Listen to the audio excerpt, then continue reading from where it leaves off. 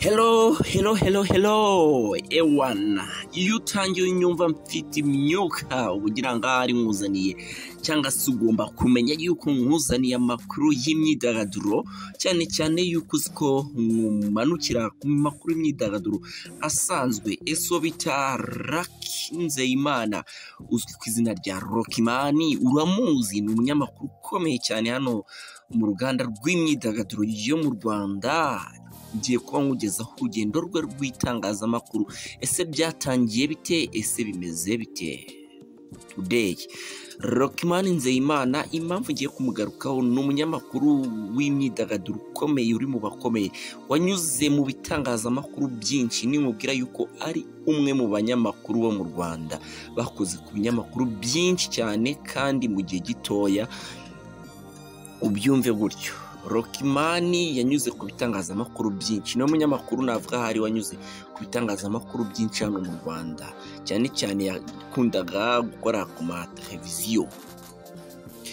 Rockman Nzeyimana ubundi ni umukipe w'inyamirambo, ariko ndaje duhite dukomerezaho turebe urugendo rwe rw'itangazamakuru. Ese byatangiye bite? Ese byagiye bigenda gute?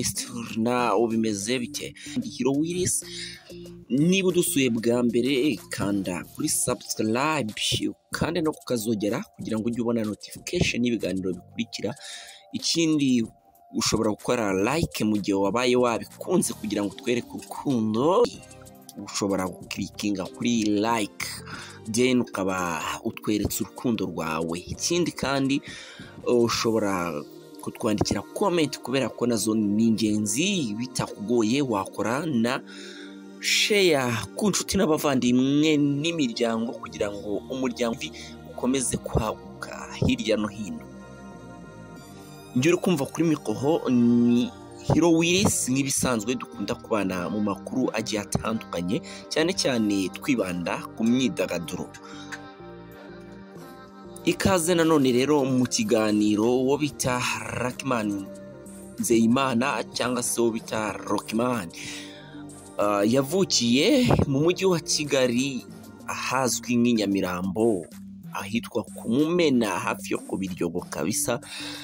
Akura ari umwana uri sharp mu bana bane bose b'abahungu, ariko ajya kwiga primary aho ngaho i Nyamirambo, aza kuhava agiye kwiga secondaire aho yize muri intano mu kigo cya St Joseph Kabgayi giherereye mu ntara y'Amajyepfo mu karere ka Muhanga.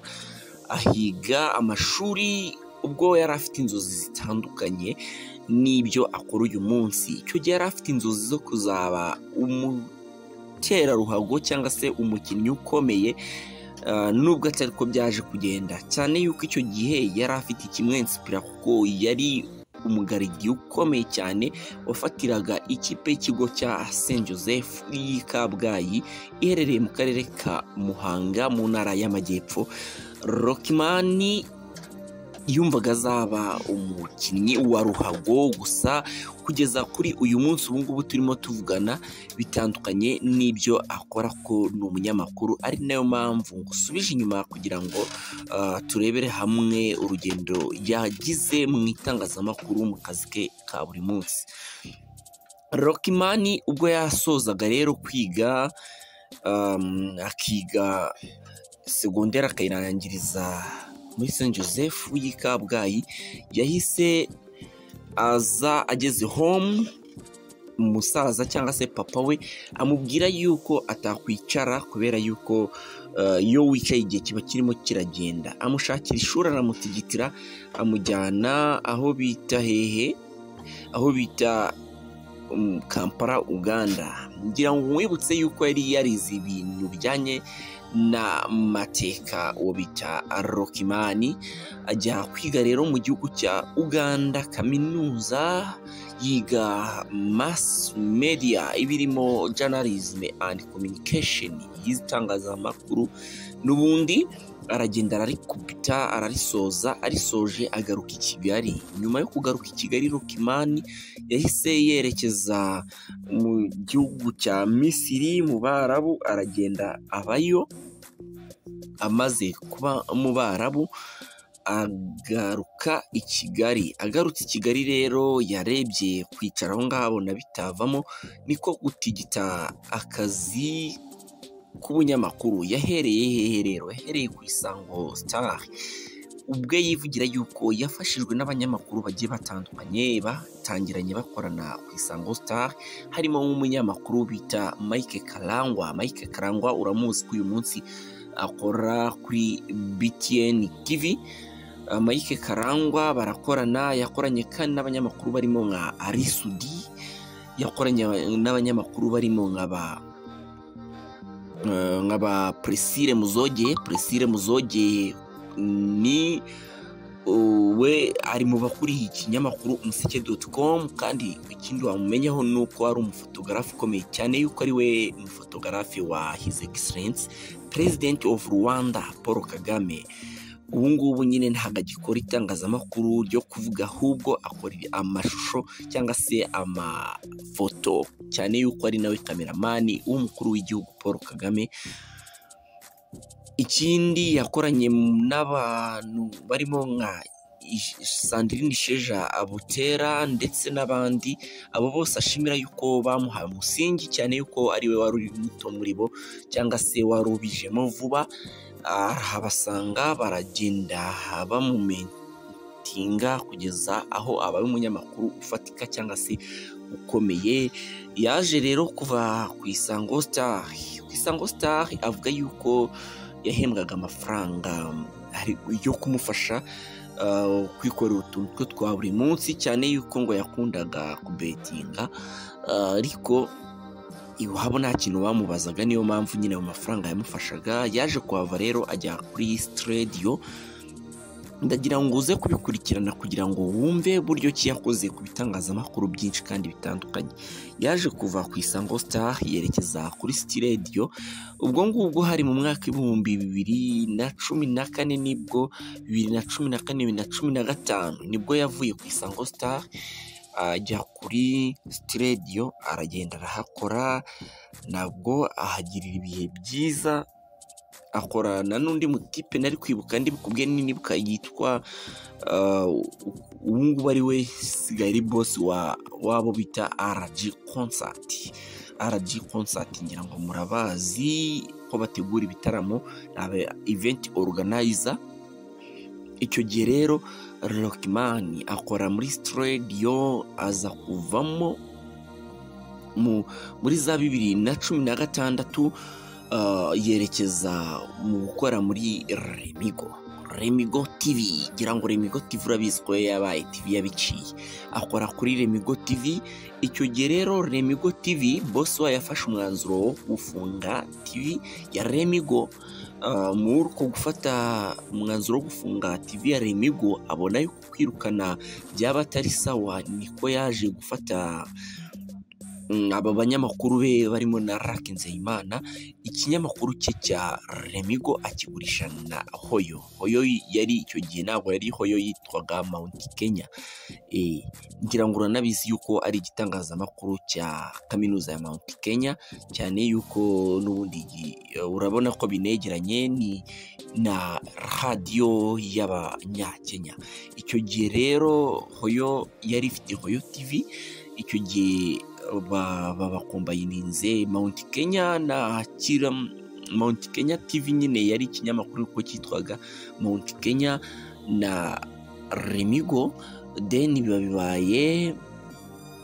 bibaye Hoyo TV.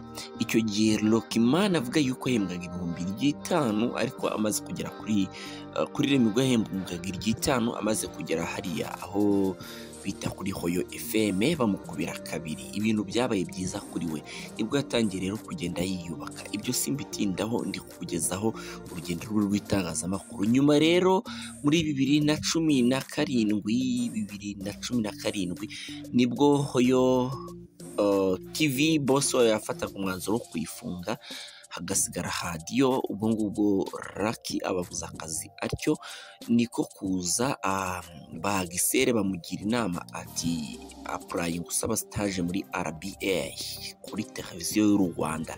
Lakim cyangwa se umwite Rockman yaraje applyinga nk'umustajeri uje gusaba. Urabyumva yuko yari amaze kugira guti kuba umuntu ukora show za danje n'abastari, ariko yemeye guca bugufi kubera yuko yarabonye ibintu bihindutse, aza gusaba stage.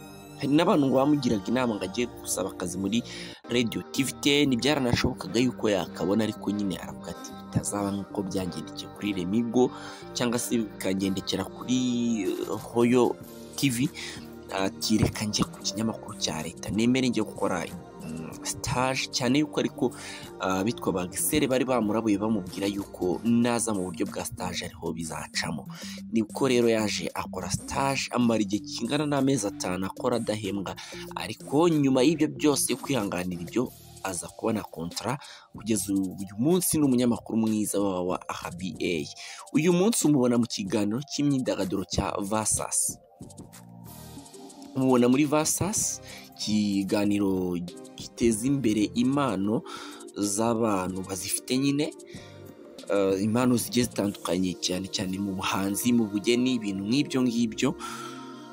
Umubona hariya ukabona ibintu bimeze neza. Gusa icyo wamenya cyo nuko atari nacyo kiganiro yahereyemo, kuko yahereye muri Waramutse Rwanda, kuko yajyaga kuri tere akirirwa atari inkuru, ajya kubaza ibiciro ku masoko, ibintu nk'ibyo, akohereza inkuru. Nuko byari byifashe, baza kubona akunda agenda bikora ko yajyaga abona n'ibiraka byo muri Guma Guma, akabizana ibiganiro yakoze muri Guma Guma, baza kubona yuko yashobora entertainment. Nibwo bagize gutya uwo bita Arthur, CEO wa RBA ndetse n'umukuru cyangwa se ukuriye televiziyo ya RTV ariwe Ardo, baza kugira gute kumugirira icyizere bamukubita mu kiganiro cy'imyidagaduro. Nuko rero Versus nyuma yaho nabwo iza kuvuka. Uyu munsi tusigaye tunamubona kuri channel YouTube channel yitwa Transit Line TV, nayo ni ya Rockman. Urumva yuko ari ibintu byiza cyane ku munyamakuru Rockman. Icyo ndagira ngo ngubwire ni urugendo rw'itangazamakuru ye rwiwe, gusa mu minsi iri imbere nzanakugezaho ese waruzi urukundo rwe na madamu we Divine ukuntu bakundana, cyangwa nabyo waruzi. Nawe bizakwenspira nshuti yanjye. Kora subscribe kugira ngo utazacikwa n'urugendo rw'urukundo rwe na story y'urukundo rwe ari we Divine. Uyu munsi babana kandi babanye neza, ni imwe muri couple z'ibyamamare z'intangarugero. Kora subscribe kugira ngo utazacikwa n'iyi nkuru mu minsi iri imbere. Vuba ngaha nzayikugezaho inkuru y'urukundo ya Rockman ndetse na Divine.